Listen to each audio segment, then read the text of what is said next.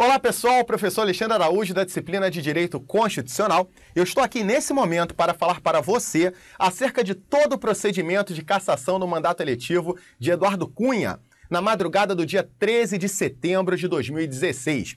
O placar, quantos a favor, quantos contra, quantas abstenções, se aquele procedimento de votação em destaque que aconteceu no caso de Dilma Rousseff se poderia também ser aplicado no caso de Eduardo Cunha.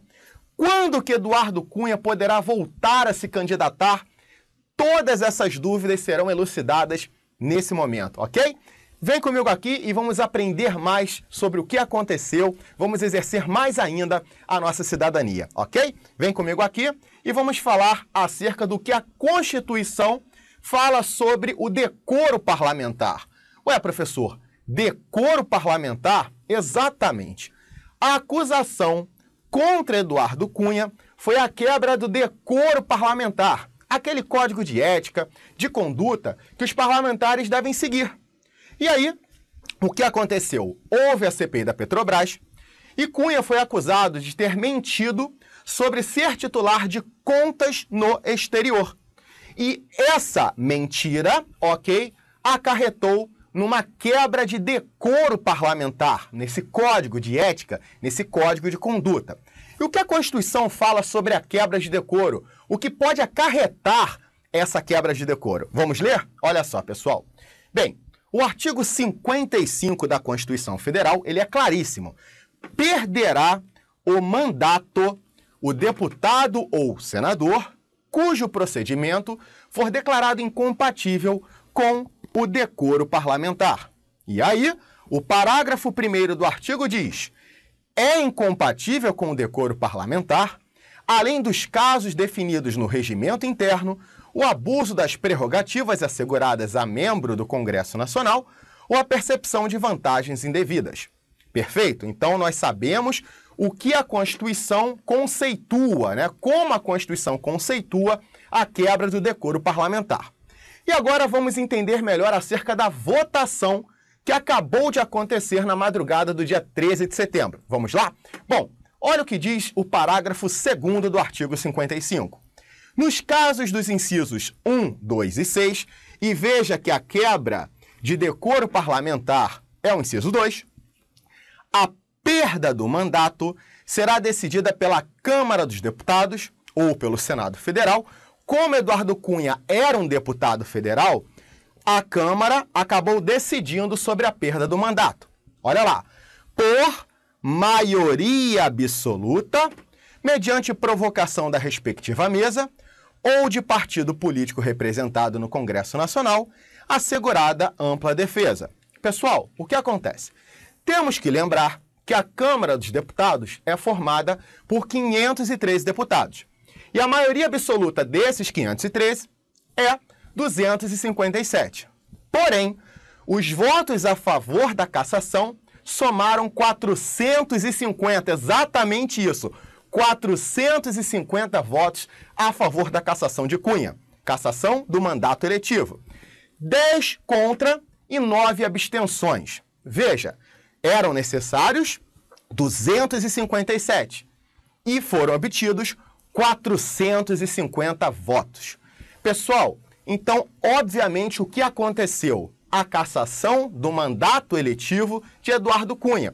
Muito cuidado, não houve a cassação dos direitos políticos de Eduardo Cunha, mas sim a cassação do mandato eletivo de Eduardo Cunha. Por quê? Porque esse quórum de maioria absoluta, eu precisava apenas de 257 e eu obtive 450. Perfeito.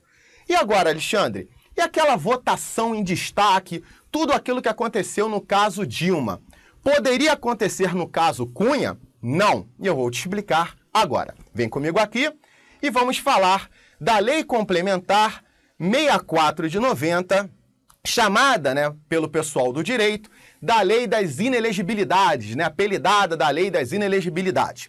Olha que interessante, olha o que traz a lei. Vem comigo mais uma vez. Olha só.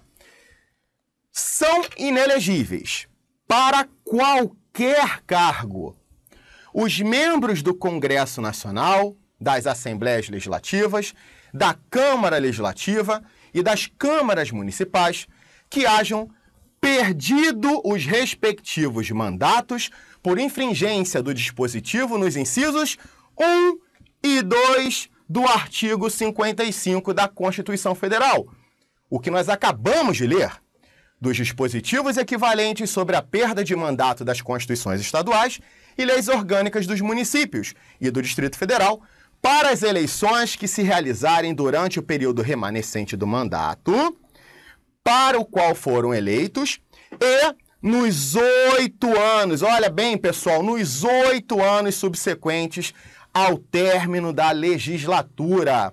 O que eu quero mostrar para vocês? Não era possível, no caso Cunha, essa votação em destaque. A lei é clara, ela se dirige aos parlamentares. Então, o que acontece? No caso Cunha, aconteceu exatamente o que a lei prevê. O que, pessoal? Ele fica inelegível pelo prazo de 8 anos a contar do fim da legislatura. Olha que interessante, volte de novo aqui comigo, olha só. Subsequentes ao término da legislatura. Meus amigos e amigas, foi feita uma conta pela mídia e Cunha apenas poderá voltar a se candidatar aos 67 anos de idade, ok? Ele hoje tem 57 anos, ele só poderia voltar a se candidatar aos 67 anos de idade, porque esses 8 anos contam após o término da legislatura e não a partir da data de hoje. Então, o que acontece, pessoal? No caso Cunha, o que acarretou? Ele perdeu o mandato e ficou inelegível durante 8 anos, ok? Ele ficará inelegível durante 8 anos a contar do término da legislatura. Outro ponto que temos que tocar, de qualquer maneira, o foro privilegiado. Será que Eduardo Cunha continua a ser processado pelo Supremo Tribunal Federal? Pessoal, não. O foro privilegiado vem do cargo e Eduardo Cunha não é mais deputado federal. Então, o que acontece? O Supremo Tribunal Federal irá decidir acerca da remessa dos autos para o Moro, Sérgio Moro, ok? E aí, ele que está conduzindo a Operação Lava Jato. Tranquilo? Pessoal, fica um enorme abraço a todos vocês. Eu espero ter elucidado todas essas questões importantíssimas quanto ao momento político vivenciado pelo nosso país. Um grande abraço a todos vocês.